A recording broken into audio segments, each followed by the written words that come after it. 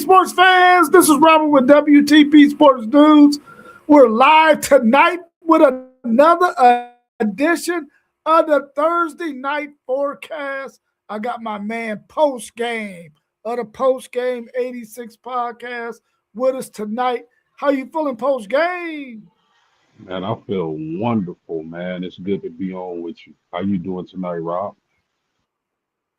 I'm doing great, man. You know, we're watching this weather pretty closely here in Columbus. We might get some storms on Saturday, which might keep us, kind of locked in the house, so we can't do too much traveling out there on them streets. What's the weather gonna be looking like up there in Indiana for y'all this weekend? It's gonna be really cold. They actually already called off school for tomorrow, so that's definitely a sign of things to come. So it's not gonna be much prettier this way, man. All right, well, hey man, we got to weather the storm. We got to weather the storm. Well, tonight is the Thursday night forecast. We're going to be talking about some college football 2026, some of the NFL conference championship questions, also some NBA news and more. So make sure you tune in, hit the like button, subscribe, make sure you share the videos, and tune in and make sure you comment so that way we know you out there, we know you paying attention because we can answer any question that you got for us. But let's go ahead and jump into our first question that we got of the night. What matchups are you interested in during these two NFL conference championship games? Well, I think I gotta go with the Seattle and LA Rams game because that Seattle defense is playing lights out. They're doing a really good job on that side of the ball. I'm interested in seeing Matthew Stafford against that Seattle defense. Can Seattle bait Matthew Stafford in the turnovers? Can Stafford carve up that defense? That's what I'm interested in seeing because we know the Rams, they operate with Puka Nakua and Devontae Adams, two of the elite wide receivers in the NFL. And they definitely need to get those two guys the ball if they're going to be successful. So I want to see that Seattle defense going against Matthew Stafford and that Rams passing attack. Also, on the flip side, I want to see Kenneth Walker against that Rams defense, that run defense, because I believe the Rams defense isn't that great, maybe average, a little below average. But I believe Kenneth Walker can get off in this game, and it's going to be interesting to see if the Rams can stop him from rushing the ball. Yeah, let's welcome my man Mossberg of Level Up Sports 10 into the show. Mossberg, the question we're on is what matchups are you interested in during these two conference championship games?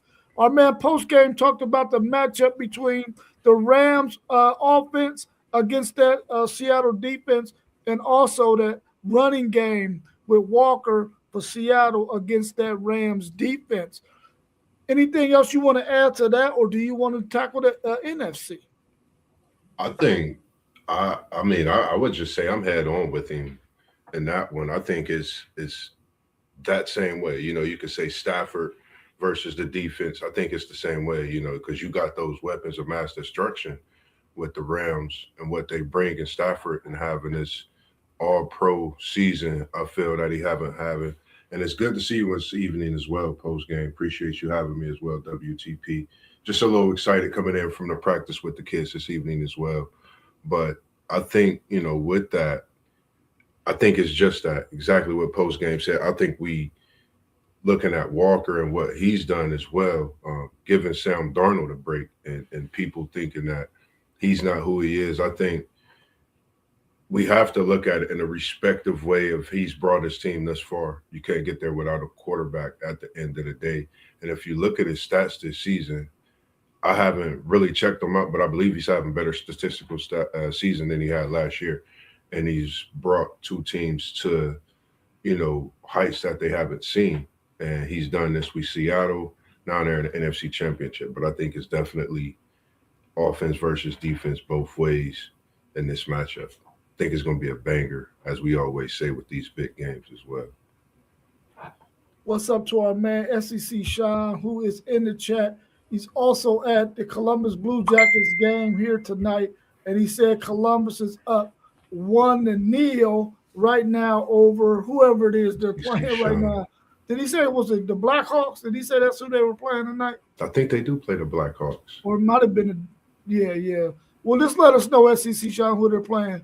But I feel like the matchup I want to watch, man, I want to see what Sean Payton has in store with his backup quarterback, Stidham, and see if they're going to be able to put him in situations where he can be successful against that Patriots defense. Is Sean Payton going to be able to find something that's on the Patriots defense that he can exploit with his backup quarterback? That's probably the biggest thing I'm going to be watching out of both of these matchups is what can Sean Payton do to help his quarterback be successful and win this game and make it to the Super Bowl. I think that would be an amazing thing if they can make it with a backup quarterback. We've seen backup quarterbacks do it before, but I don't think we're going with a backup quarterback that's on the level of Foles for the Philadelphia Eagles. We're talking about Jarrett Stidham. I think that's his first name. Yeah. And I don't know. He ain't Foles, but can he get the job done with a wonderful coach like Sean Payton? So that's probably what I'm going to be watching the most out of these two AFC and NFC championship games. I would say the coaching for me, I think, in that game, just a flat out coaching, I think it's going to come down to that. You made great points, and I agree with you on that as well. You know, having a backup quarterback is going to be tough, but I think Vrabel having this young quarterback in May, you know, Peyton having a backup quarterback, I think that's going to be it. You know, these are two coaches. We know Peyton's a Hall of Fame. Vrabel, quiet as kept. You bring an organization like these New England Patriots, and we know his route. You know, he's been a player. You know, now he's a coach. Could this be the possibility if he win this Super Bowl, could he be itching closer to the Hall of Fame this young in his coach's career? I just say he's hitting on all cylinders. And not to say this, I know your Titans are sitting back and upset about a lot of things that they did when they let this man go, because he's doing that thing right now, for sure. Yeah, I feel you on that. I as a Tennessee Titan fan, I am definitely kind of upset that, you know, I didn't think we should have got rid of Vrabel. I thought he still had a lot of coaching to do for the Tennessee Titans, and we probably should have kept him. But you know how the business goes, man. Sometimes you got to move on, and he found him a good landing spot.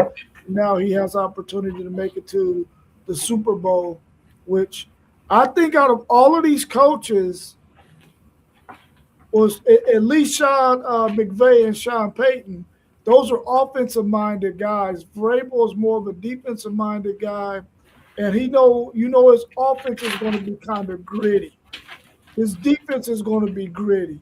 So, you know, you really are thinking to yourself, at least me anyway, I'm thinking Sean Payton and Sean McVay is the matchup I want to see in the Super Bowl, because those two guys, offensive minds, bro, I just want to see that action, man.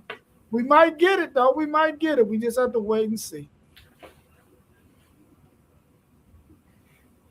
Which quarterback left in these playoffs do you like the most? That's easy for me, man. Now, I could go with Drake May, considering that he led me to a fantasy football championship this year. But I can't do that. I got to keep it funky for the people. I have to throw that in there, Rob. But hands down, this Matthew Stafford, man. I've been watching this guy since he was at Georgia, the Detroit days with Megatron. So much experience, so much arm talent, savvy veteran, man. It's crazy because you got to think when some of these quarterbacks with these humongous arms come into the league, you think as the years go by that will start to wear. Man, Stafford still got a cannon. So for me, hands down, I'm gonna go with Matthew Stafford. Even though I really like Drake May, I'm gonna go with the savvy veteran.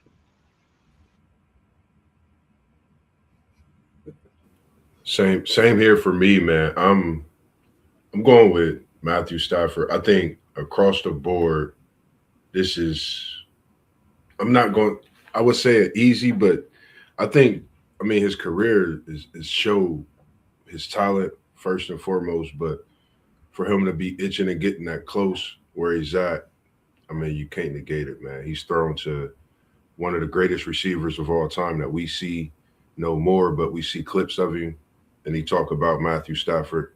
So I'm going with Matt, hands down. Yeah, I think it's a clean sweep on that one, man. I mean, there's really no comparison. Now, isn't Stidham from Georgia as well? Is he from Georgia? He was. I wonder if that's the one. I think from Georgia.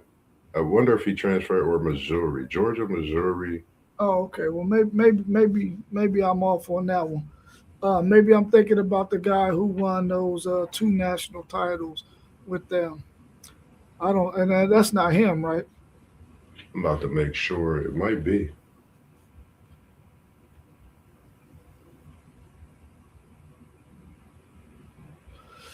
Man, one take Zay said, I believe in saying, he said, I can't believe I'm saying this, but Darnold is playing the best. He's not the best overall, but he's playing the best.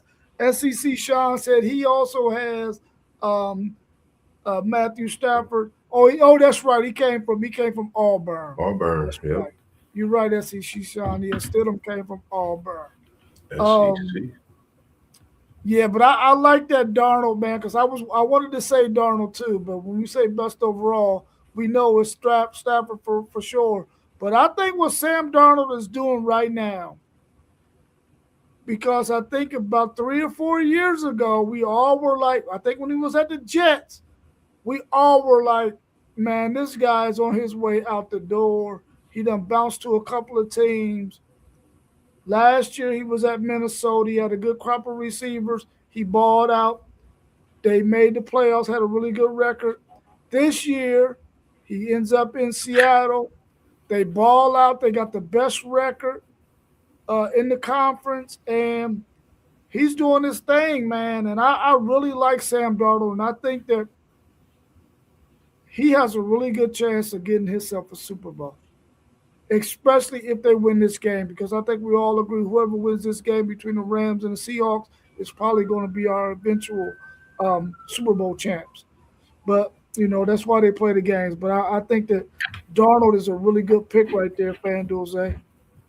Yeah, I mean, I like Sam Darnold. I'm a firm believer in what he is, man. Like, journeyman, but a great quarterback. I think you could definitely. Some people argue for him, but I think we all know it's Matthew Stafford. But he is playing probably the best football right now.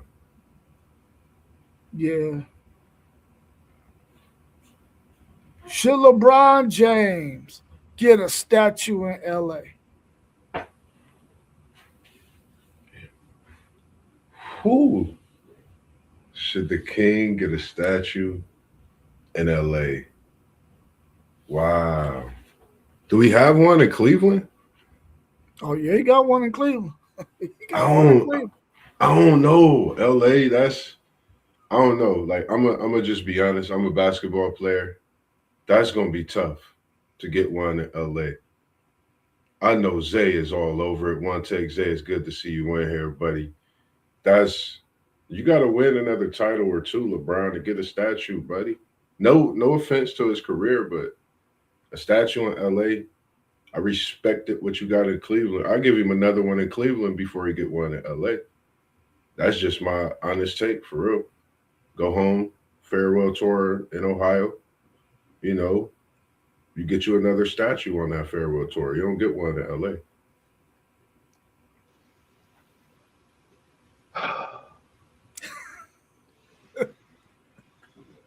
This is wild. This is where is it at? Where do we find that for? Bishop, y'all familiar with Bishop Bullwinkle? Hell to the law. To the law, law, law. Hell to the law.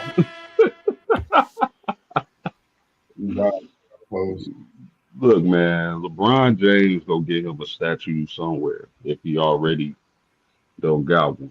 But for Laker land, and they would for listen, you gotta get multiple championships in my opinion. You want a statue in Lakerland where you think about all the greats, Magic, Kareem, Shaq, Kobe, so on and so forth, man. It's all those guys had multiple championships. A lot of those guys went back to back, some even three.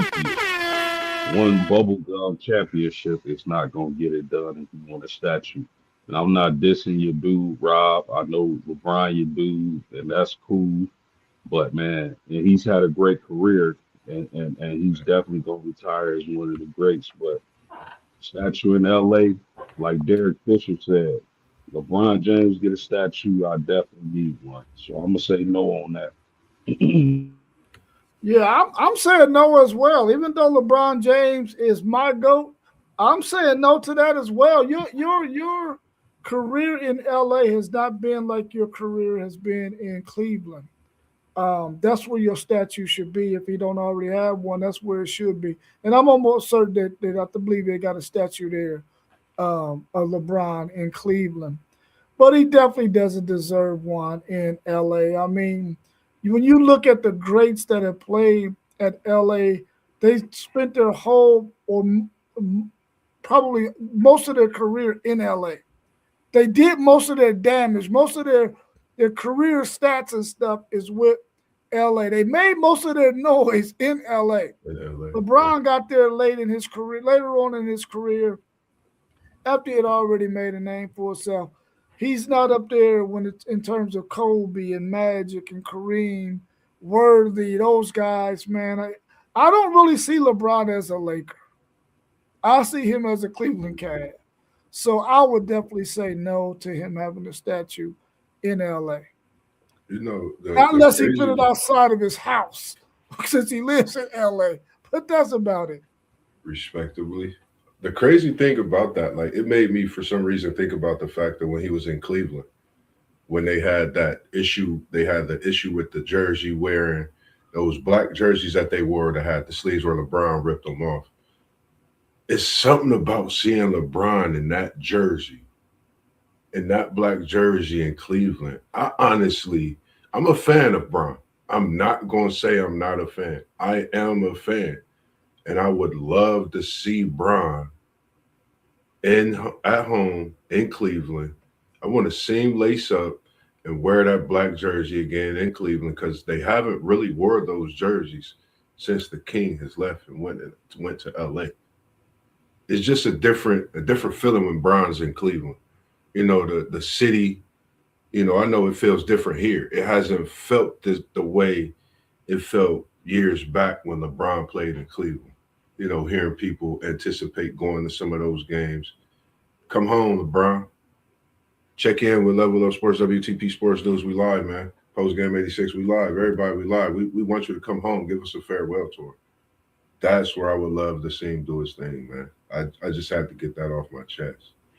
Yeah. Official, though, I mean, that is facts. Wherever the statue goes up is where we appreciate it at. I mean, I'll feel you on that. What was you going to say, Post? My bad. I didn't mean to cut you off. I was going to ask y'all,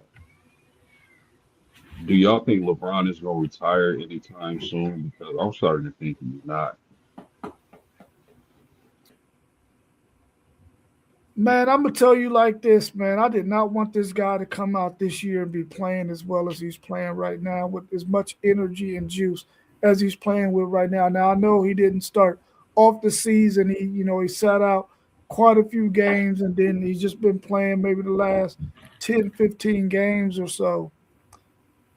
But the way he's looking, man, and the way this league is, I can see this dude going another 2, 3, 4 more years. I hope he doesn't. I really want him to go out. I want him to go out this year, but I would like to see him say at the end of this season, I'm going out, and go ahead and do his farewell tour. But I can definitely see him going a couple of more years, man. Yeah, Especially the way he's playing right now. He's making it look like it's easy because these guys really don't play no defense. yeah. He's averaging 23, 6 rebounds, and almost 8 assists a game at the age of 41, man. People can say what they want. I know, this GOAT talk is a major debate, but we got to respect this man. I think he's here to stay for a couple of years.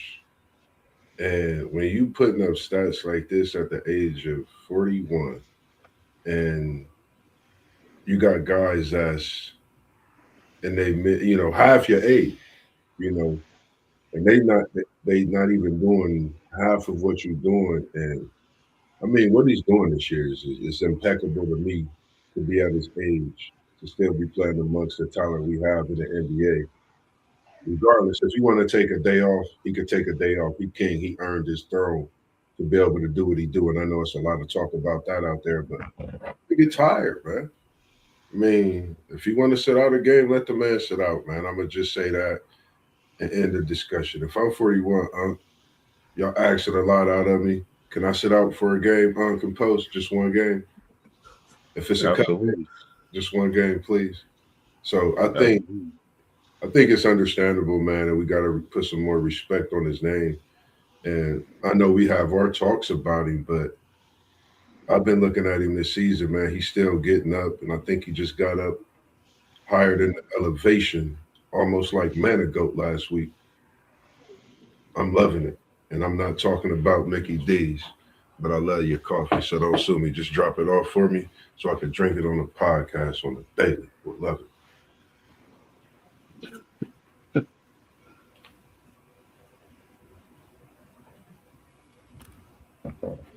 Man, what's the issue with Isaiah Thomas and Michael Jordan, man?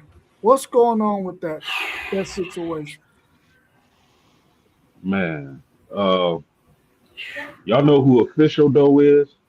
That's my guy, man. Shout out to Official Doe, man. That's my man with that's the hats I be rocking. That's my Oh, guy, man. I've been on him since childhood days. Definitely gonna get a conversation with Mossberg and bring him in sometime soon. We've been trying to get that figured out, but we appreciate you coming in with the chats and the comments as well, boss, for sure. oh, 100%. Appreciate you, Official Doe. Uh, man, the issue from where I'm sitting, it looks like jealousy. It looks like jealousy to me, and I hate to see it because I loved Isaiah Thomas. I love watching him play. He's one of the greatest point guards of all time. Michael Jordan, in my opinion, being the greatest player of all time. But it definitely Yeah, got to be some jealousy there for him to come out saying the type of things he said about Michael Jordan. Who isn't thinking about Isaiah Thomas? It's kind of crazy to me. Like I can see him being upset that Chicago is supposed to be his city, but Michael Jordan came and took that from him. Michael Jordan knocked him off out the playoffs, although he knocked Michael Jordan out the playoffs a few times. yeah, But maybe the praise that Michael Jordan ended up getting in his career that overshadow Isaiah's, especially in the city of Chicago, with Michael being a bull. I think that has a lot to do with it because I heard some of the remarks that Isaiah Thomas made. Man, you cannot tell me. Look, I respect the game of basketball. I've been watching it a long time. I've been playing a long time. Not to that level, but I played a long time. Uh, you can't tell me that the majority of the top 10 players of all time are from this current era. No way. The game of basketball, the way it's being played is almost like a whole totally different sport when you compare it to the grace of the past. I'm not slighting the new guys and the new generation. These guys can hoop too, but with the rule changes, it's almost like it's a whole different game. So all in all, I think it's just a little jealousy, and maybe Isaiah felt he was slighted by Michael in some way or another. But yeah, they Isaiah Thomas is too old for that, man. Yeah, I think I don't know.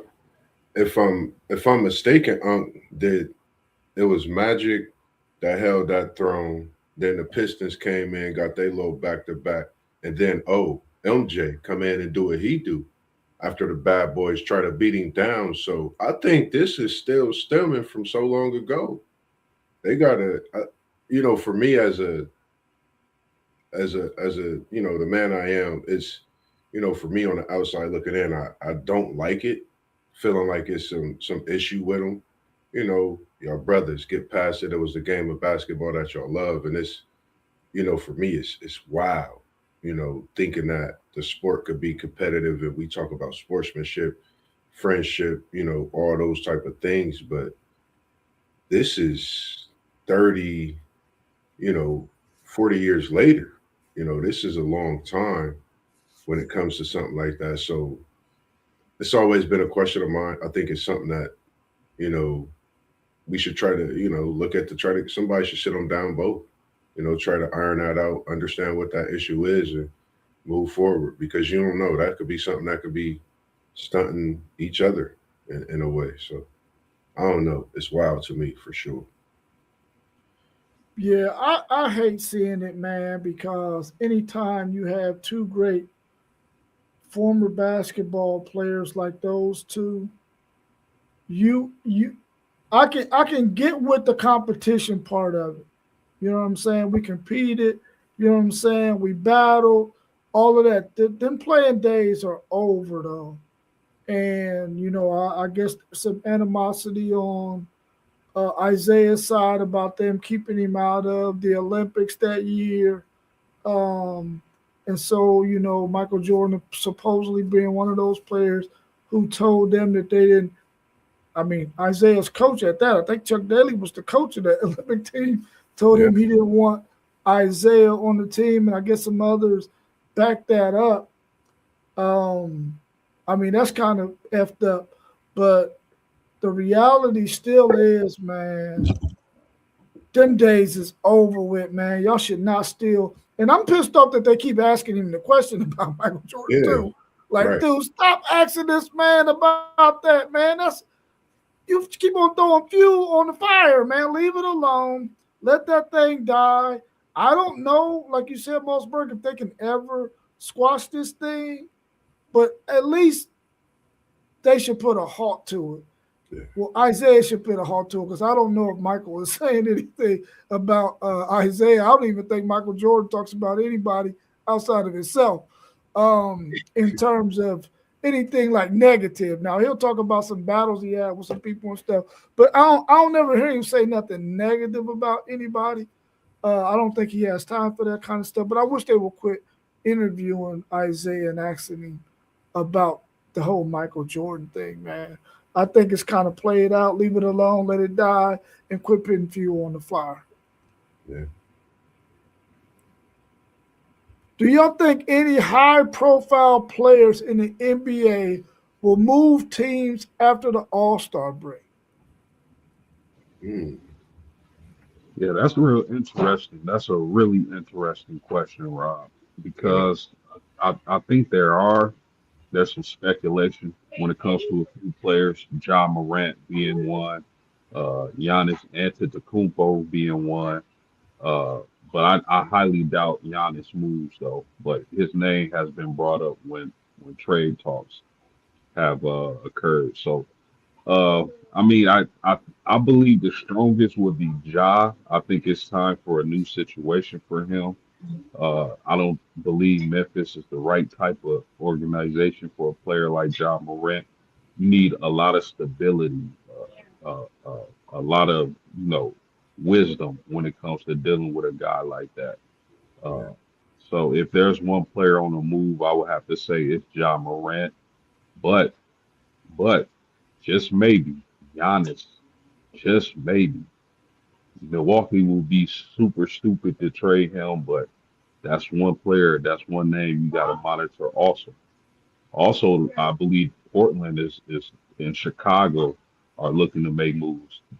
Also, the Kings too with the big contracts they have. So, few names to look out for, man. Yeah. I agree with you. I think John Moran is the top of the block. I think he's definitely going to be on the move. I think they already trying to put something together. I was looking at even a name over in LA, Austin Reeves, Anthony Davis, Giannis was on the block for me. I'm even thinking about Jaren Jackson over there, one of John Moran's teammates, and even this is going to shock everybody. LeBron James. It's just a lot of talk out here. You never know. And the NBA haven't had one of those blockbuster after All Star break trades in a few years. So I think this is the year we about to see a multi-team All Star trade, like a trade right after All Star break. I think it's going to start surfacing in the next couple of weeks. Ja Morant's definitely the first piece of that package. I think along with Jaren Jackson. I think that build in Memphis is over with. I think I think it's hot names coming out. I think I might as well. I'm gonna just say Carl Anthony Towns. You know, I think it's a lot of big names out there. I think it's All Star Weekend. They're gonna chill, hang out together, enjoy these few moments they might be able to be with their ex teammate after. So you never know with this All Star break what it could bring. It's the NBA. It's a business at the end of the day. Yeah, I know Joel Embiid is working himself into some shape, man. He's been playing some pretty good basketball here lately.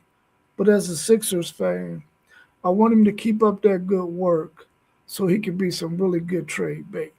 Because that guy has got to go. I Ooh, don't think we can afford to keep allowing him to hold us hostage with that contract, man. We got to find a way and keep on playing really good basketball, Joel Embiid, so you can be somebody, be a suitor for somebody. But I would like to see him get moved this season, and hopefully Philadelphia can get them a decent piece for him that can help them young boys out there on that court because they got a really good young nucleus of players, man. They just need maybe a guy who's been in the league maybe 10 years and still got about five more good solid ones left in him that they could get to help them out in the paint and stuff. But I would like to see Joel Embiid get moved. Um, Milwaukee and Giannis, I mean, we've been hearing this for a couple of years. Now, of course, we all know Milwaukee will be dumb as all hell to get rid of him when he's really your whole market over there.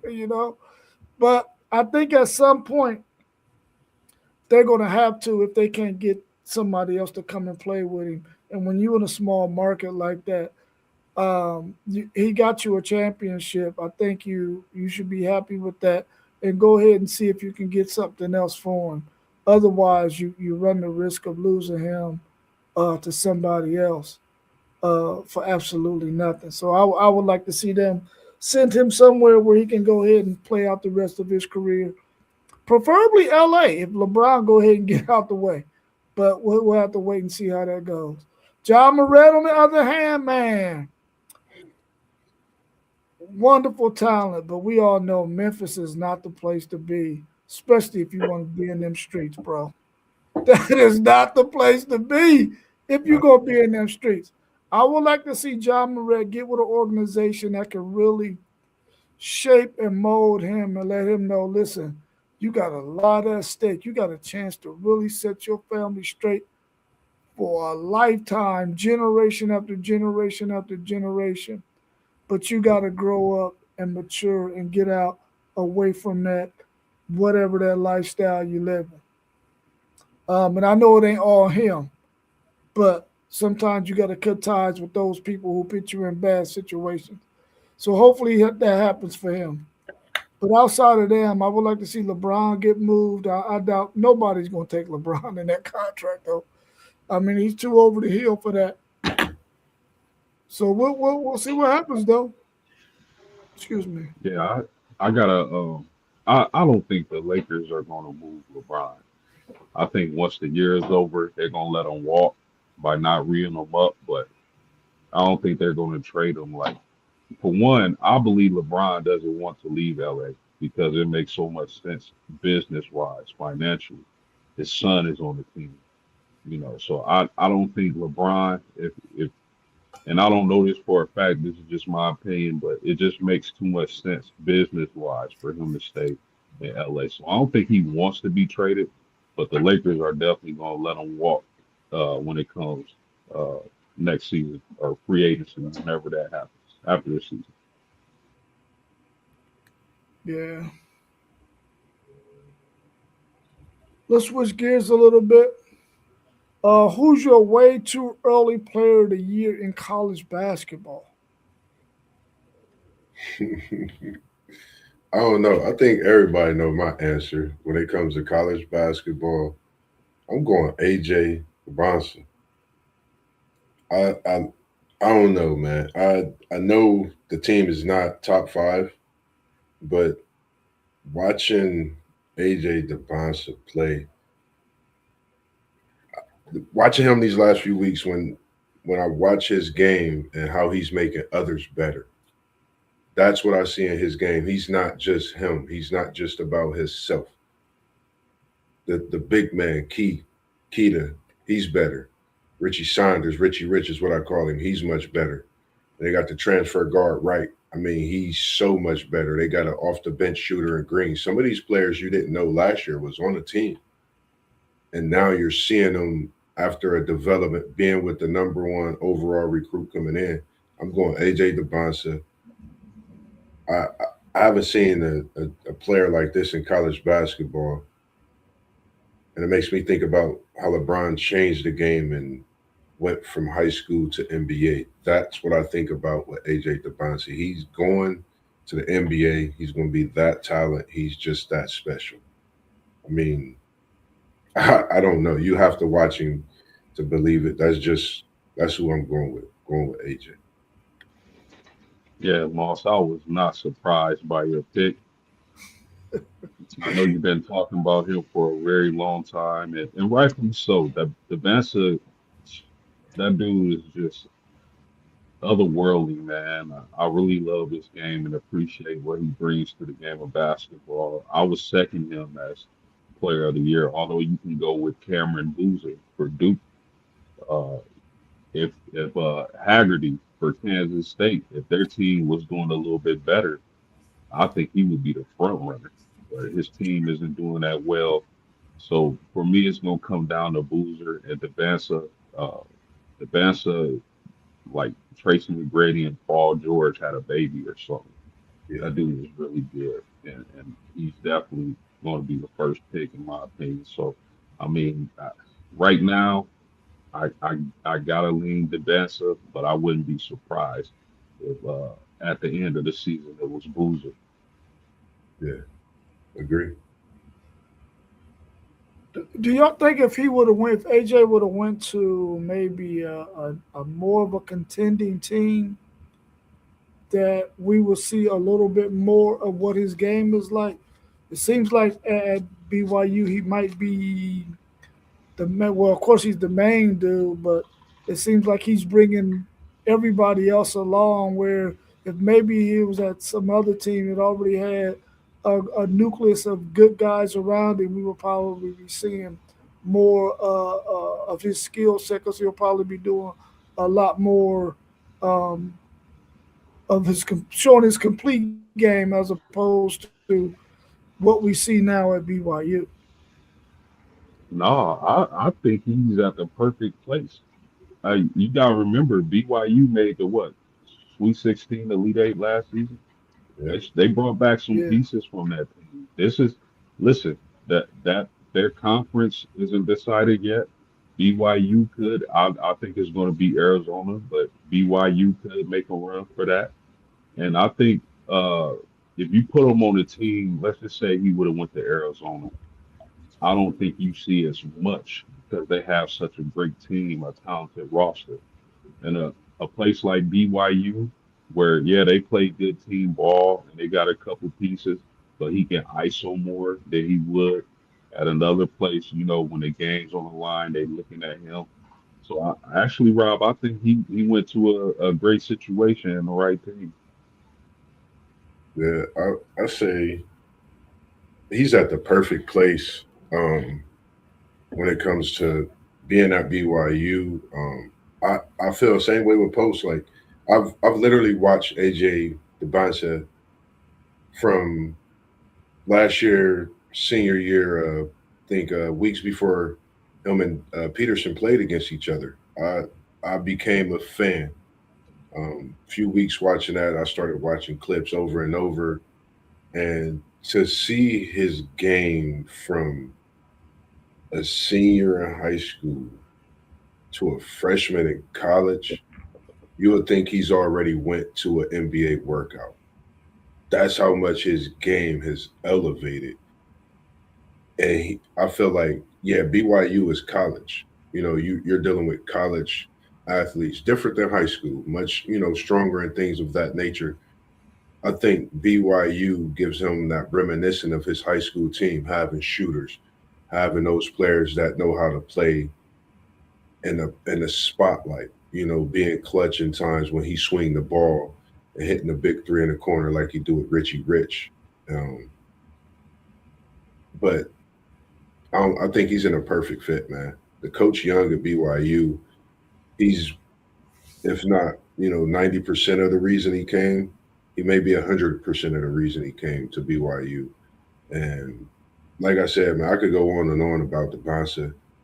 I just want to sit front row watching when he gets to that next level NBA. If not, get a chance to see him in March Madness. Like he's really that special of a talent. And just watching his games, I'll be up at night sometimes till 1:30 in the morning if I'm not working and they're on TV. I will watch their game because he's that special. Watching him against Texas Tech, even though they lost, just the way he can control a game and get everybody involved, but still you see how great of a player he is. That's take me back to Carmelo's run in Syracuse. And then it takes me back to LeBron and what he did in high school to elevate his career to what he is now, which we call king. So I think AJ DeBansa is, if you haven't, like I said, if you haven't watched him, it's must see TV. It's like you watching Tracy McGrady in his prime, Paul George in his prime, like you said. They'd have messed around and oh man, it's AJ is him. That's my guy. You gotta leave a percentage of one of the reasons why he went to BYU, being that Santa Claus sized bag of money he got. I wasn't gonna say nothing about that, but yeah, the money is good. As you say, he's keeping it cheesy in Provo for sure. Yeah. Is women's college basketball becoming a better watch than the men's college basketball? Ooh. I'm not ready to say that. I mean, we talked about AJ DeBassa. That dude had a windmill dunk in a half court setting. Like the ladies ain't doing that. You know what I mean? The listen, don't get me wrong. I love the women's game. The women's game has only gotten better and better. I enjoy watching the ladies ball, especially college basketball. Uh, and I'm gonna tell y'all I'm gonna talk about one particular lady, uh, young lady, and that's Olivia Miles, the point guard for TCU. Listen, I don't think I'm exaggerating when I say this. I think she's the best pure point guard. She's not the best scorer. She's not the best three-point shooter. She's the best pure point guard in college sports, period. Men and women. Mm, Man, if you Olivia Miles sees, when they say this point guard sees the play before it actually develops, that's Olivia Miles. She sees the court, she sees everything. Some of the best passes that I've seen in years. That young lady can play the point guard position, and she's gonna be a star. The best pure point guard in college sports, period, to me, is Olivia Miles. Now, I'm not gonna say I would rather watch a woman's game over a men's college basketball game. I still think the men got that, but it's starting to heat up and get close. I will say that. And if you haven't seen Olivia Miles run the point guard position, and you call yourself a basketball fan, you're missing out big time. yeah. I would say it's getting there. It's getting close because I'm actually sitting here watching Kentucky Tennessee women's game, SEC banger, and Tennessee was up double digits early. It's late in the fourth minute and 24 left. They at the free throw line trying to go up by 3, and they're only up by 2. They missed the free throws. So I think women's basketball is definitely it's picking up steam right now. It may not be the better watch, but it's definitely a must see. You got to tune in. You got to watch these games because, like we was talking about in the chat the other day, I think it was the Michigan game, Michigan and Vanderbilt game. Vanderbilt was up. Michigan came storming back. Same type of thing. I'm sitting here watching, and these games can go into either way. Somebody get hot in these women's game, and then you seeing players that you haven't seen, of course, because it's the women's basketball, but players that you don't know about. Then you could look in and read about their story, and you can understand it and see the hunger and when they out there on the court, and you understand. Oh, I see why she out there hustling. It's a different dog in that person. So I think we should take the time out to watch a little more women's basketball because honestly, I've actually watched. Today is Thursday. In the last week, I've actually watched more women's games than men's games. And it may be about because of my work schedule. I don't know. But I've watched more women's basketball games than men's basketball just in the last week. So it's definitely picking up, my attention and I'm watching it more. So, it's definitely on the rise, I would say. Yeah, good thing that they're not doing a whole bunch of high flying dunks and stuff. Because if they was doing high flying dunks, they would definitely be more watchable or a better watch than the men's game. Because they the way they play fundamentally, the way they just play the game, it's just so harmonic, if that's a word. But I love watching the women's game. Now, of course, they're not going to give you the thrill of the slam dunk and some of the athleticism that you see above the rim in the men's game. But man, watching a women's game, because it seems like it's especially the good teams, it's a lot more competitive.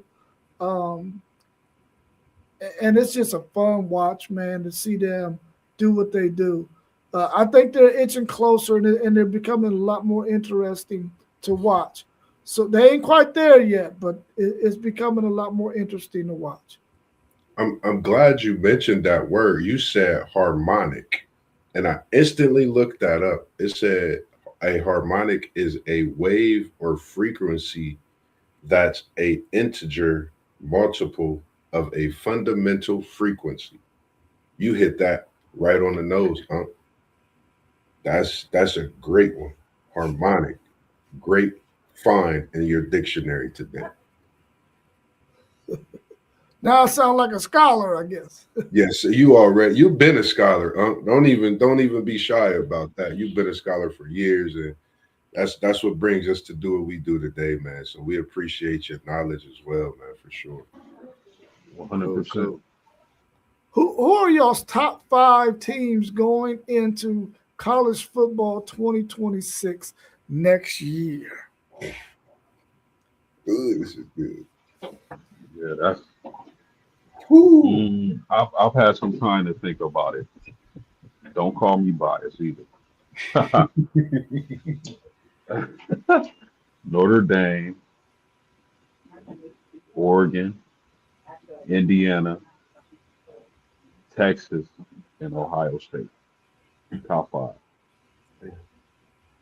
I mean, I don't know if you was in my back pocket, if you was in my brain, or if I was texting you because I was sleeping at practice, but I have the same, I have that five.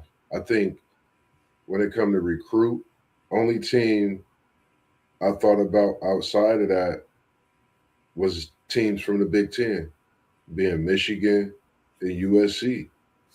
I think based on what Michigan have still coming back, with them having Whittingham, I think that's a big thing. It's a new era.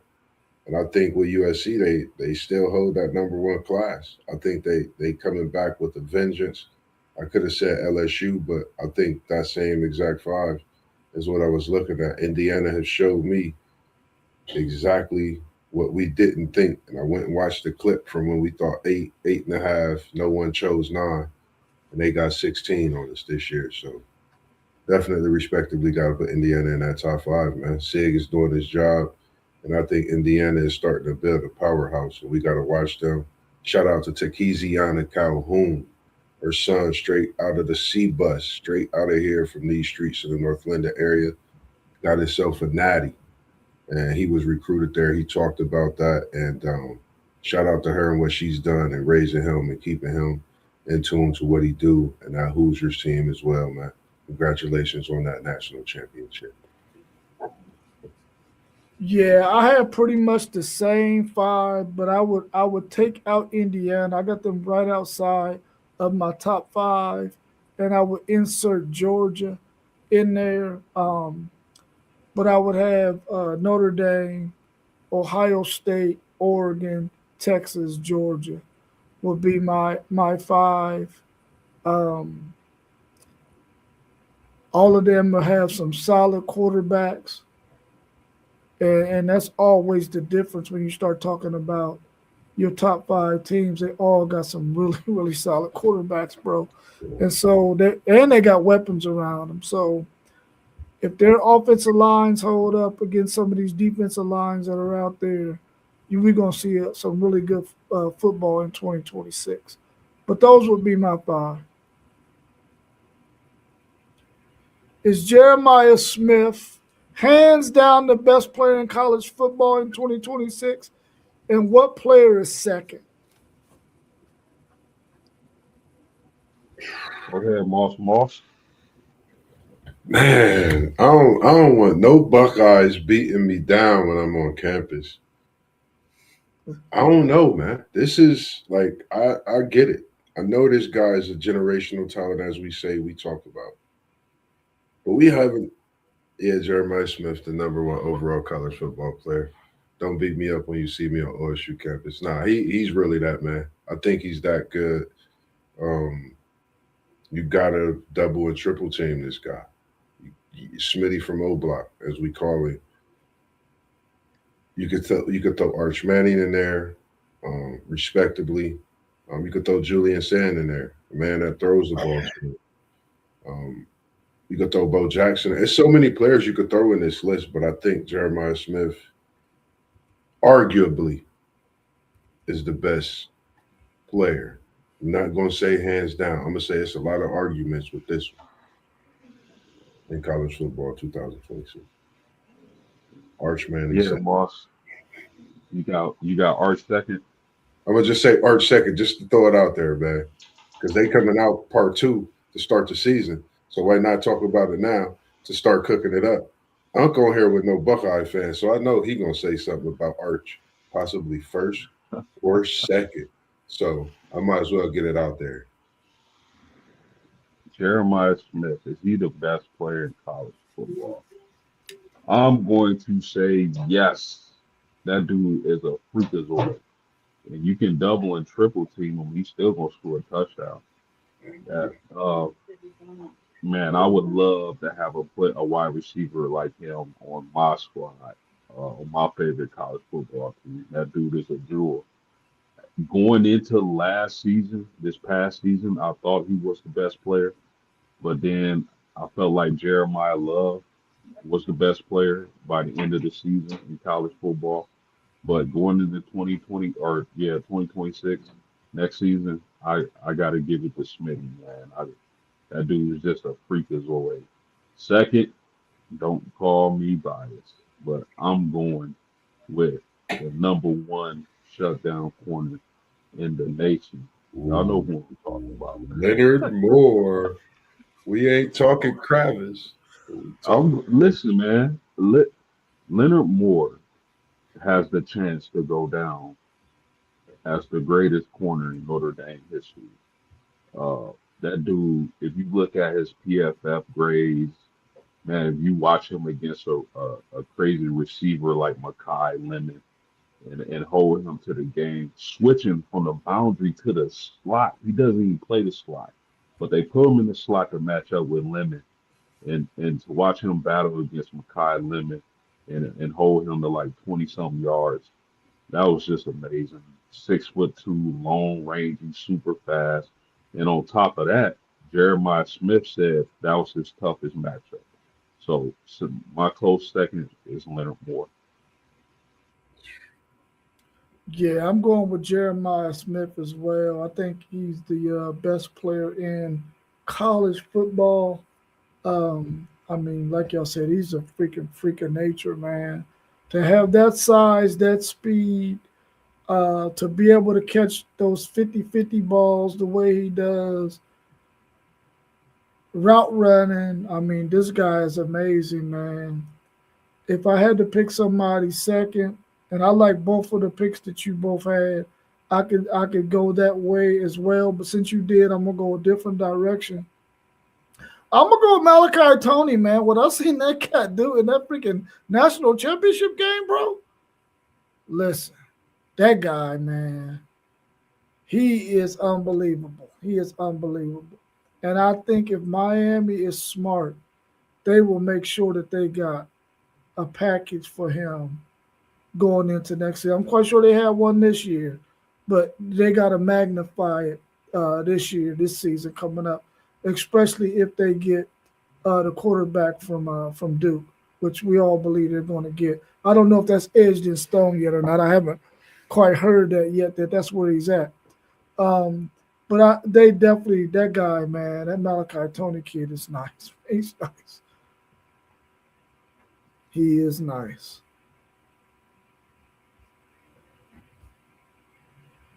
Who's y'all's early? Way too early. National championship game teams. What two teams will be in the national championship next season?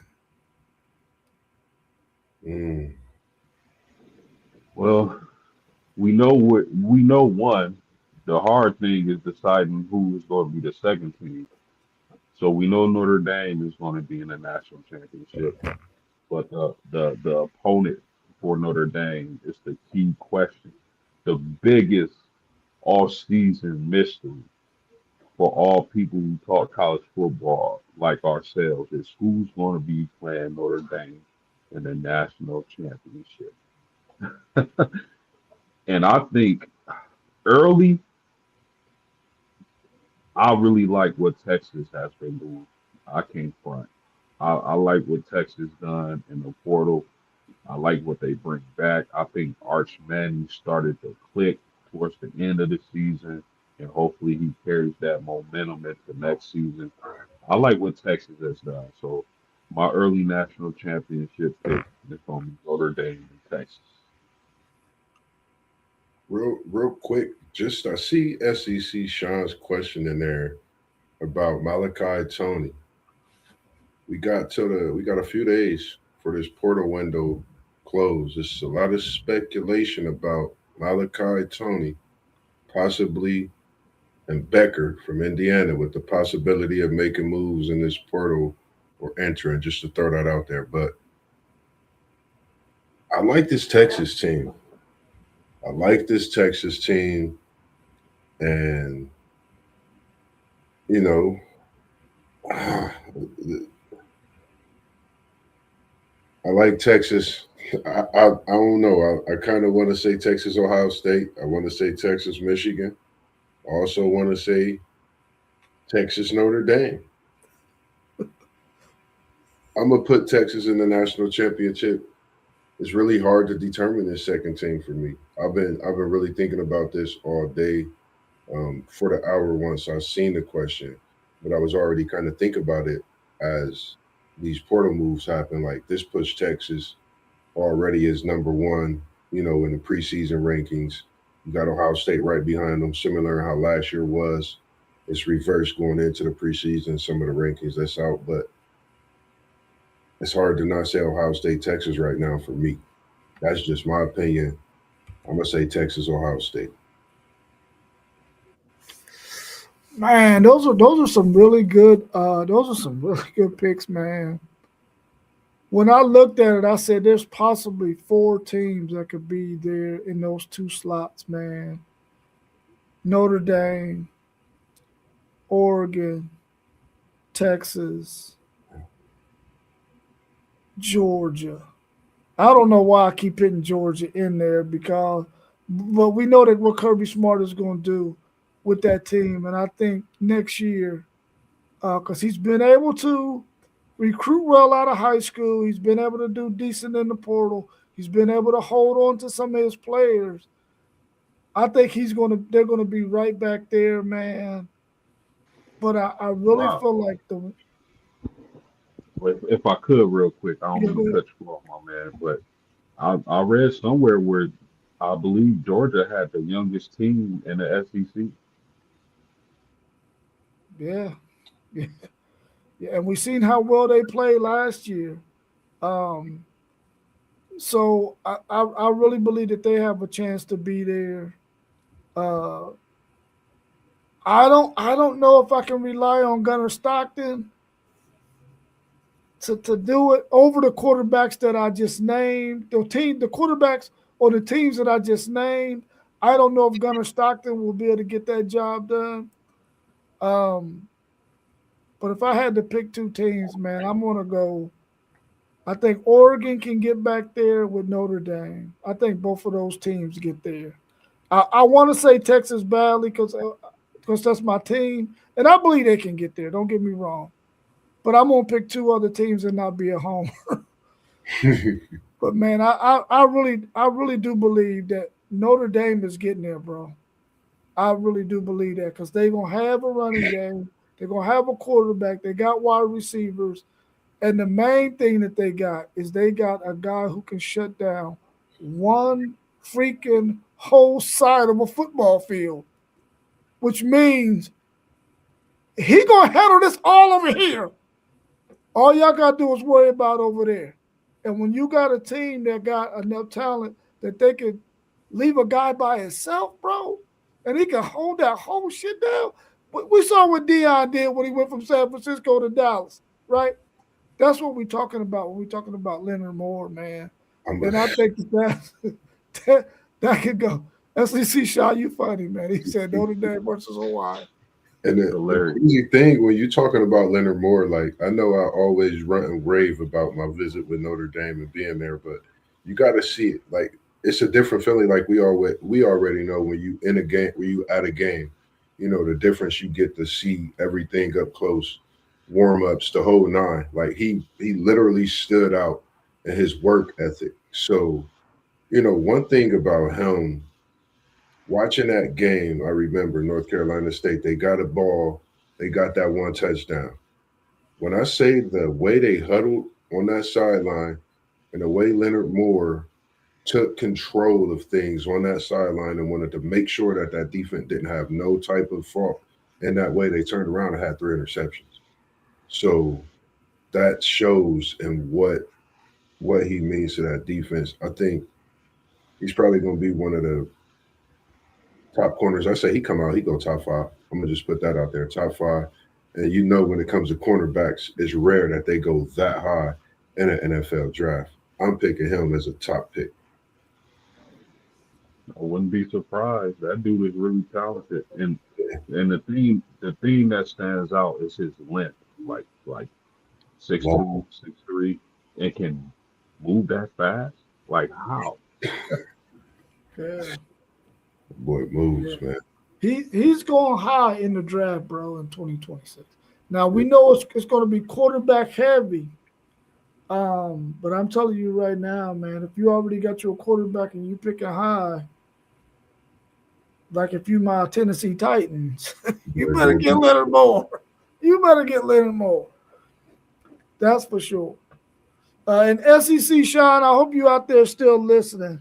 Because once these Shorthorns beat your Aggies for a third straight time, you might need to put on a Texas shirt and do a solo about ooh, how great these Texas Longhorns are after whooping up on your Aggies 3 straight years, twice at your own crib.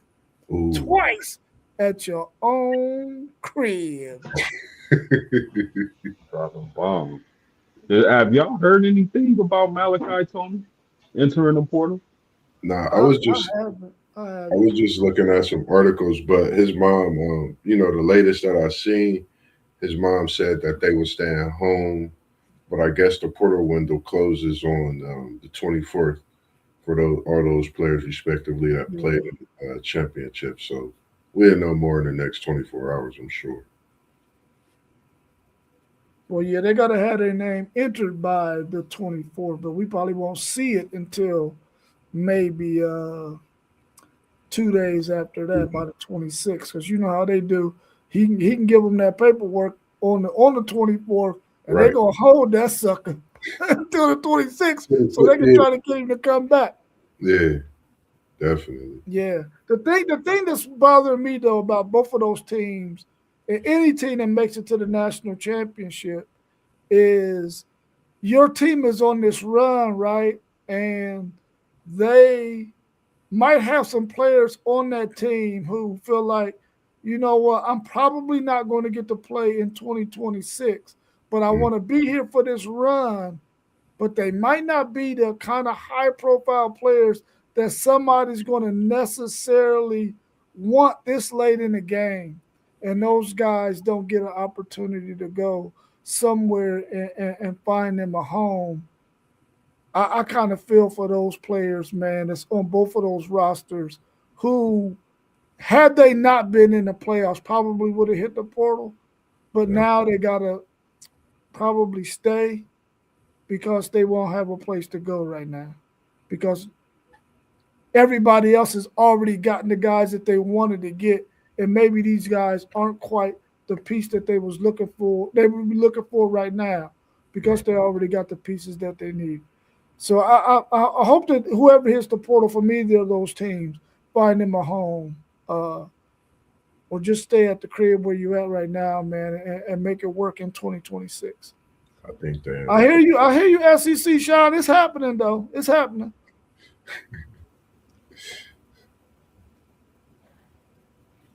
Yeah. Anything else y'all want to add before we wrap up the show?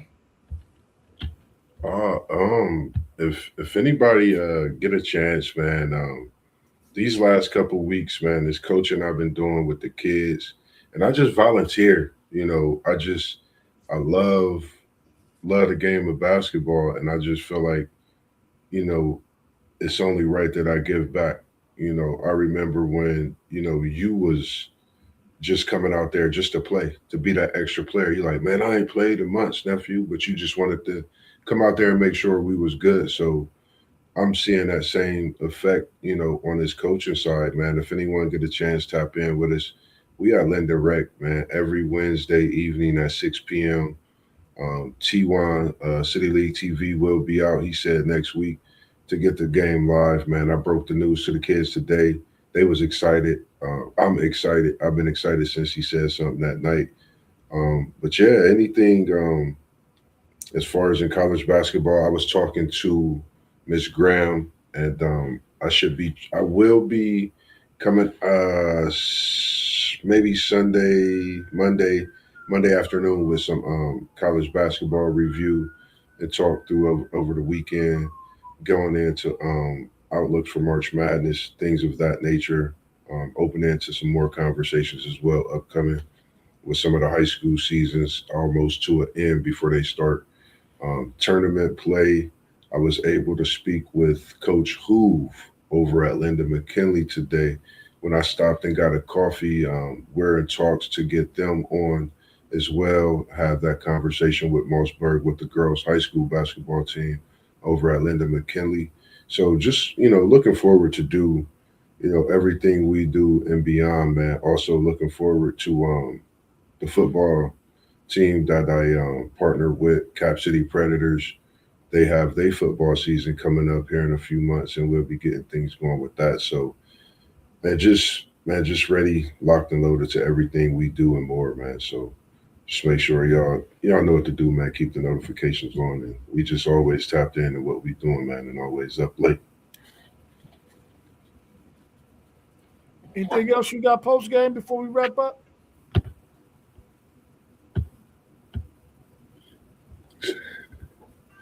No, that's it for me, fellas, man. Y'all have a good one. All right, yes, sir. Cool. Okay, SEC Sean, 12 points and 5 rebounds. That ain't bad, bro. That ain't bad. Now I know you was dreaming when you did it, but that ain't bad. That ain't bad. Man, all right, y'all enjoy the rest of y'all's evening, man, and we'll see y'all again on a Saturday morning for sure at 10 a.m. I'm not sure if my man SEC Sean is going to do something tomorrow or not. Oh, he said it was on 2K23. Okay, yeah. But I don't know. I don't know if SEC Sean gonna do something tomorrow or not. But we'll definitely be back on Saturday morning at 10 a.m. So tune in, hit the notification bell, and continue to support us. We appreciate you for being here with us, and y'all enjoy the rest of y'all's evening. All right, y'all. Peace.